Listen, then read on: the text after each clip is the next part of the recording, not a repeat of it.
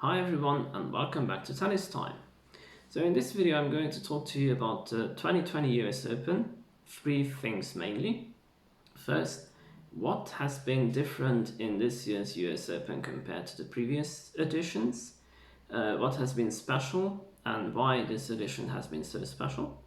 Second, I'm going to look back on previous Grand Slam champions and talk a little bit about the fact how hard it actually can be to win a Grand Slam.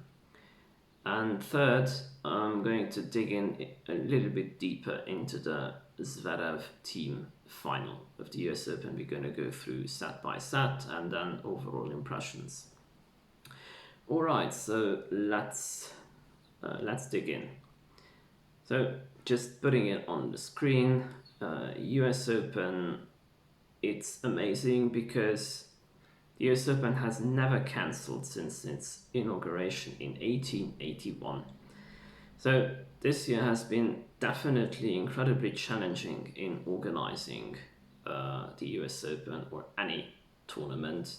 Commentators talked about it during the spring. It was healthcare zone. Basically, the place was used to help out people who were ill.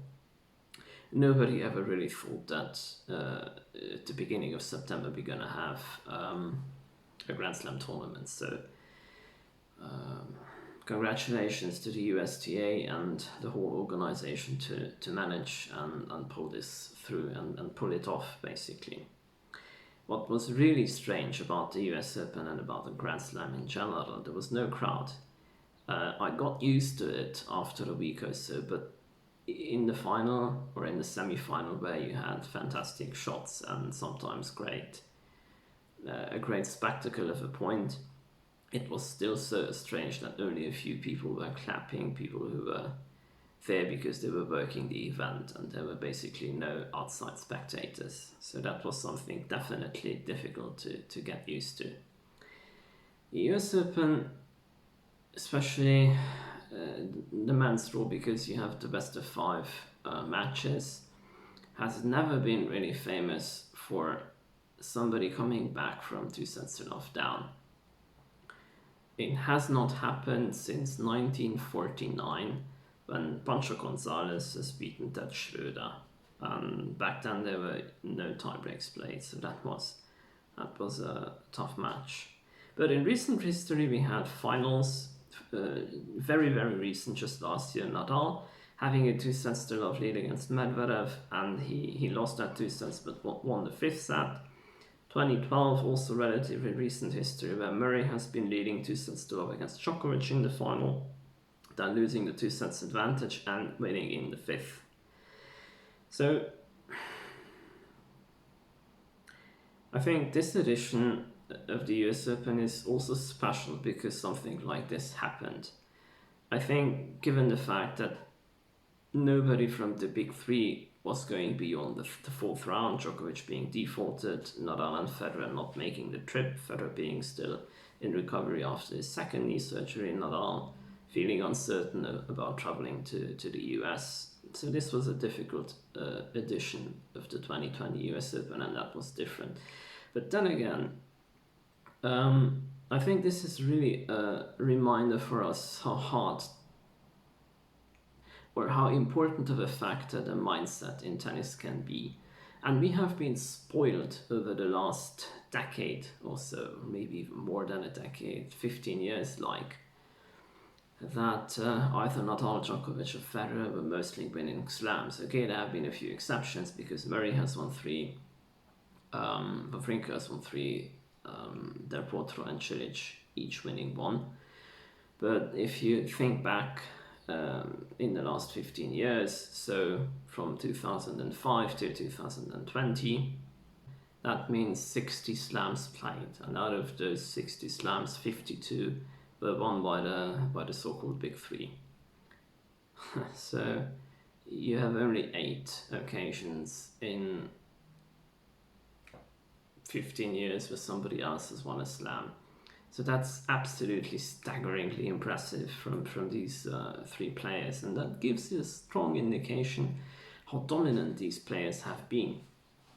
If we take a little bit a look on past Grand Slam champions, and just coming back to my point how hard it is to win a slam, interestingly enough, past champions were not as proficient in winning Grand Slam titles when reaching the final as the big three are. Interestingly enough, Sampras is at the top of this list because he's the one who's played 18 finals throughout his career and he's lost only 4. So he has the most impressive stat. But if you think of it, Sampras was the first guy who really stepped up in making majors important. So he did declare it himself that for him, especially at the back end of his career, winning slam was the most important thing. And somehow that carried on with the Nadal, Djokovic, Federer era. And you can see that these guys, Nadal, Federer and Djokovic, are in the top 5 regarding the proficiency list of winning Grand Slams. Nadal at number 2, Federer at number 4, and Djokovic at number 5, just 1% shy of Federer basically. Borg is also somebody who's been very proficient. He's been winning all of his French Open finals. He's lost 1 out of 6 at Wimbledon. What screws his record up is that he's lost 4 US Open finals. But then again, you can see McEnroe, Becker, Agassi, Connors, Lendl, Murray, really fantastic tennis players. Murray, for one, he's a contemporary of Djokovic. He's played 10 slam finals, and out of which he's won only 3. So this is really a big indication of how hard it is after you get into the final of a slam to actually win it. So there's a big difference. If you look at Dominic Thiem, he has played his 4th final and he's won his 1st title. So even that shows that playing against the big 3, he's lost twice to Nadal, once to Djokovic in the French respectively in the Aussie Open finals. Okay, so let's have a look at the US Open final stats. This is set 1. Zverev winning the set 6-2 with relative ease, breaking Thiem twice. So an important factor we knew it's going to be the way Zverev serves, especially the second serve, if he double faults a lot or not.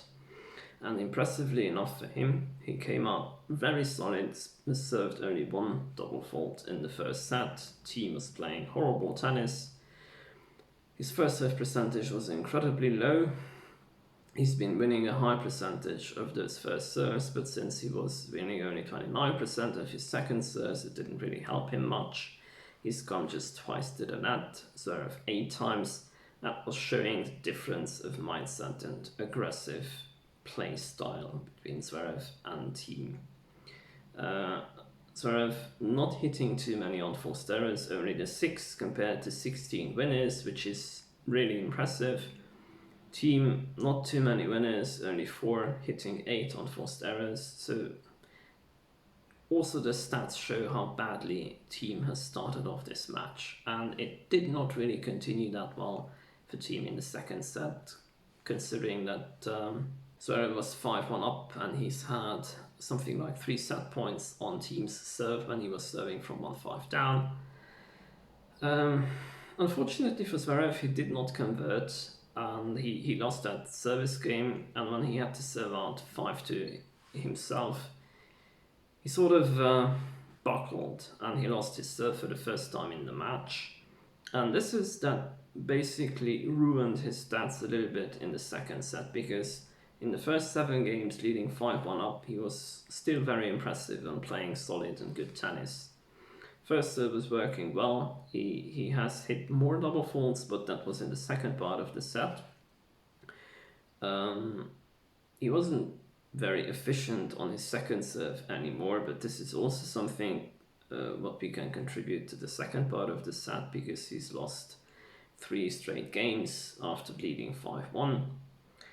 Winners count. This was already starting to show that he wasn't hitting so many winners anymore. He was missing a little bit more. But for Thiem, it was very similar. So he was hitting 8 winners, 13 on Fosteros, Zverev 8 winners and 14 on Fosteros. So still not good quality ball striking, and both players missing a lot, and tension and nervousness was really to be felt in the entirety of the match. So set 3, it was do or die for Thiem, and doing he did, because he's won the third set. Zverev was still serving okay, 65% of first serves going in, winning 64% of those, but on the second serve his percentage dropped, only winning 42%, and Thiem winning 64 respectively, 56% first and second serves. So that was a big improvement for Thiem, from 38% set 2 to 56% set 3 on second serve percentage. Zverev did not come into the net that much anymore. Set 3 is a clear indication that he's turned his strategy.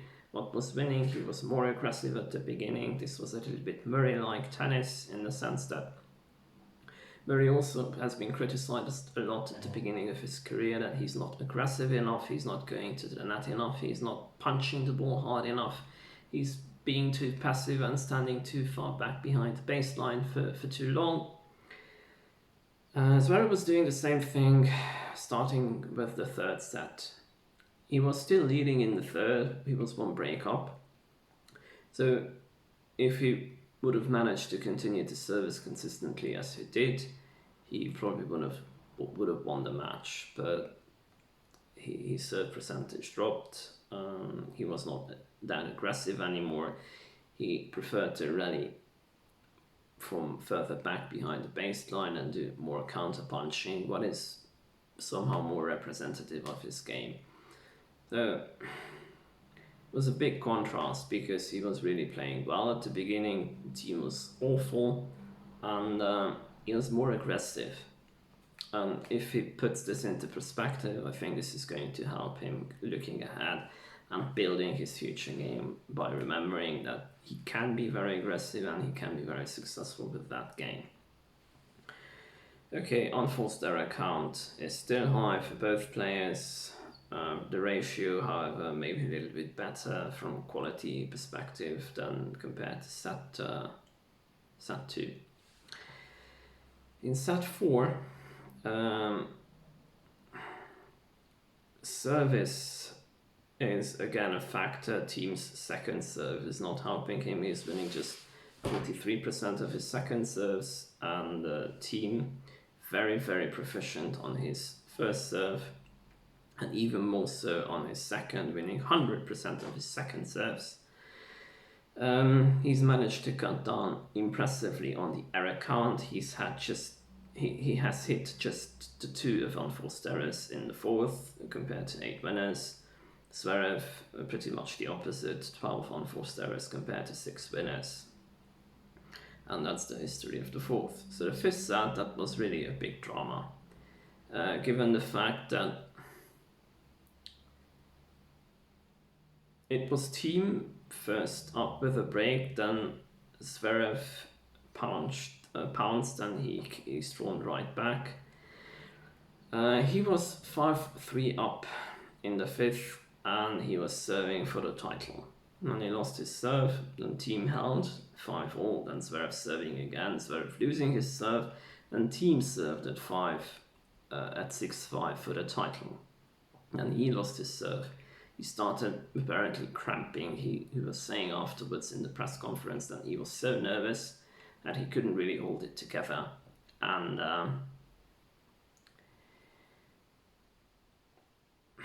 it was just too tough for him to put those nerves to bed, and it really showed at the end of that fifth set. He cramped up, and it was very difficult for him to move.